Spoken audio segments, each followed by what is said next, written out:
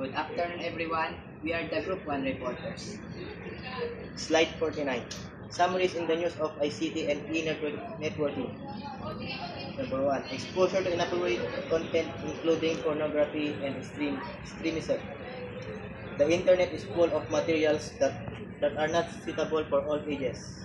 Pornography can affect young people's understanding of relationship, while extremist content can influence individuals to adopt dangerous beliefs. Example, a child using YouTube to watch cartoons suddenly sees a video with other or violent scene. Number 2. Lifestyle website like self-harms and suicide site and hate site.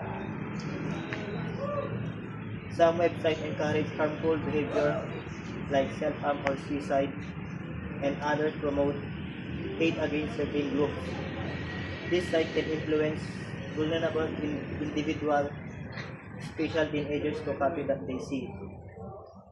Example, a teenager who feels sad visit a website that gives dangerous advice about hurting themselves instead of helping them feel better. Cyberbullying and sexually explicit content. Cyberbullying involves using technology to harass, intimidate, or humiliate others. This can include sending hurtful messages, spreading rumors, or sharing embarrassing photos or videos. Receiving sexually explicit images or messages without consent is also a form of online harassment.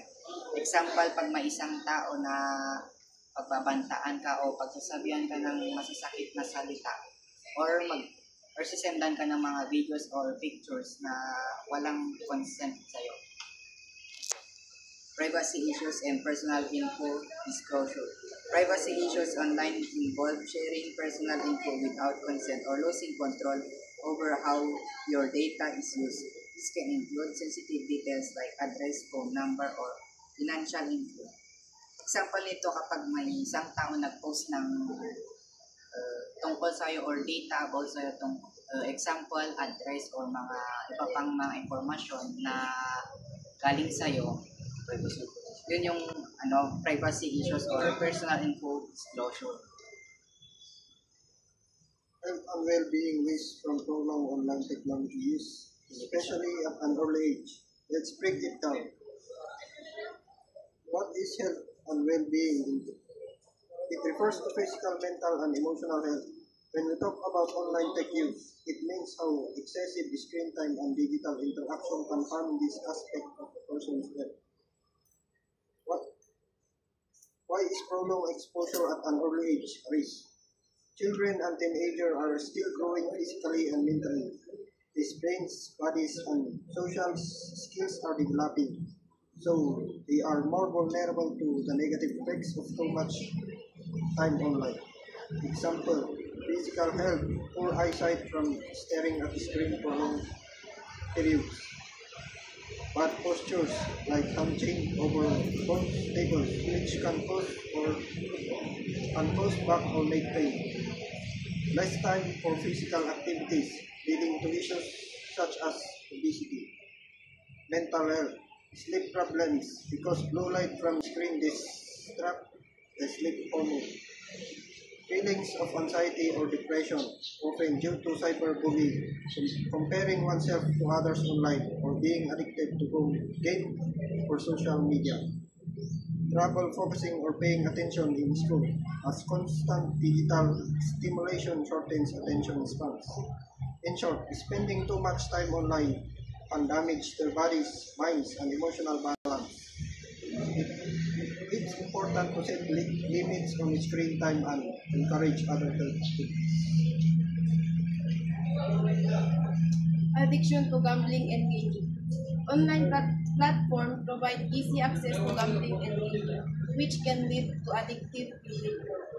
Example,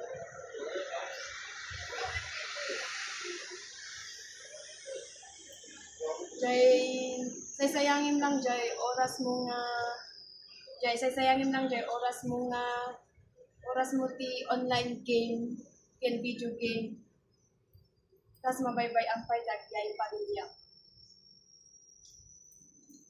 Theft and fraud from activities just as phishing. Example, ada matanggap mo nga peke na email nga nagaputi may sa nga bangko. Tas pagtaw-tawag kinyang information gaput ta nga account mo para gamitin na nga manakaw jay wipe out. Viruses. Computer programs that copy scan services and cause damage. Trojans. Programs that pretend to be helpful but are secretly harmful. From tracking someone to get money and information dishonestly. And social pressure and online network. Individuals find pressures to stay constantly engaged online due to social normals, comparison, bias, and inclusion. Network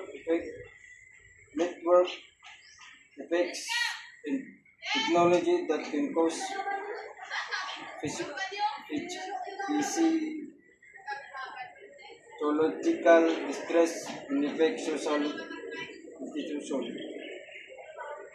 For slide 50, minor misuse of ICT. Copying information into assignment and failing to acknowledge the source, plagiarism, or copyright infringement. For instance, you are copying the assignments or answers of the activities of your classmates. Downloading materials not relevant to their studies. For instance, during class R,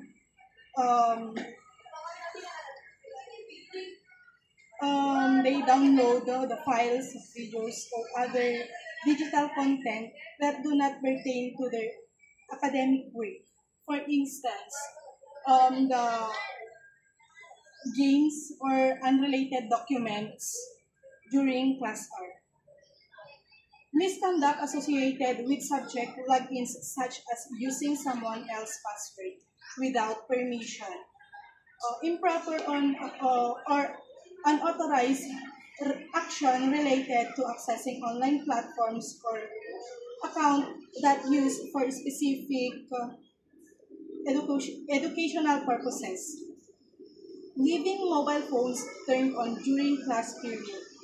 It could be a disturbing, it could be a ringing or a notification, or can be attempt to playing games, online games, or watching videos during class hours.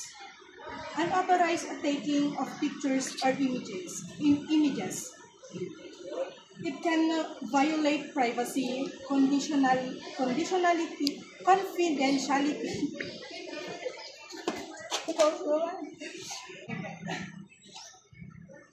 Unauthorized taking of pictures or images.